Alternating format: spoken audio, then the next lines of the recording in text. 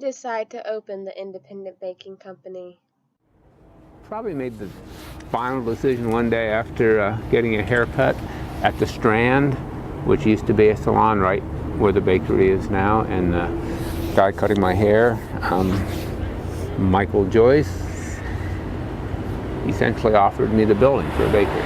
I mean, I'd been thinking about having a bakery in Athens before then, but the right location hadn't come up, and it seemed, even though it's too small for what we're doing, it seemed like too good a location to pass up. Being close to the college, do you get a lot of college students as customers? We get a lot of students, but also a lot of young professionals and people that live in the neighborhood walking in. What previous experience do you have with baking? My first bakery job was in 1973 in Alert Bay, British Columbia. And I've kind of baked on and off since then. Had a bakery most recently in Lawrence, Kansas called Wheatfield, another university town. What makes your bakery unique compared to other bakeries in Athens? I mean, unique for Athens because there's really no other, walk-in retail bakery in town that does bread and croissants, from scratch. I mean, I think that's part of it, and I think the other thing, and then one of our goals was to have a simple place that's just a bakery. You walk in, there's a counter between you and what happens, so you see what's going on, not like there's a back room someplace. It's just a big room, and you're essentially, you as the customer, is essentially in the bakery. Could you describe the types of breads you make? Yeah, see, most of the breads we make are what we call naturally leavened, or in French it would be pain au levain. So they don't have, except for our baguettes and our ciabatta, we don't use commercial yeast in our bread, so we maintain starters in the bakery that are simply flour and water and naturally occurring yeast and bacteria. Could you describe the process of some of the breads you make?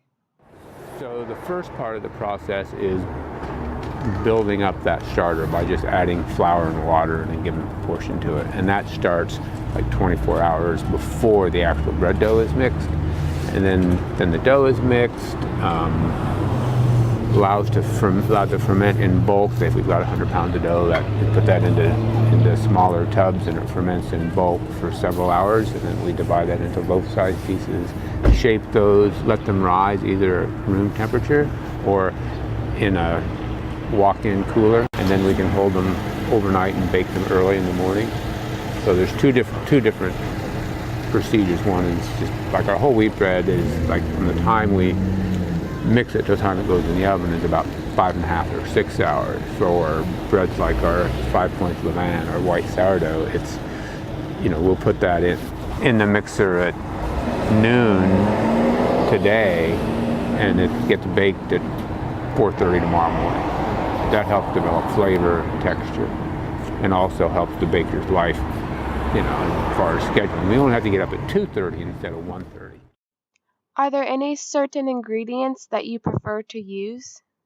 Yeah, most of our flour is from Heartland Mill, which is a farmer-owned organic mill in western Kansas that I've had a professional relationship with for 20 years.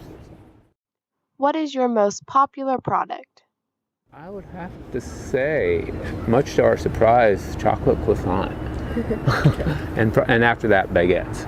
Not so surprising. Now, we had planned on, like in the business plan, maybe doing 50 breakfast pastries a day total.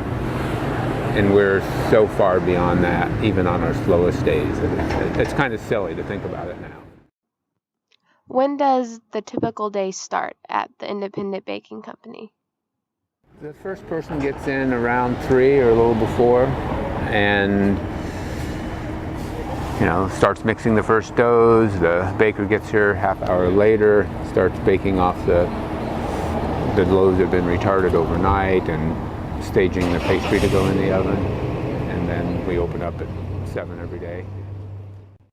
What's your favorite part about owning a bakery? Being part of the community.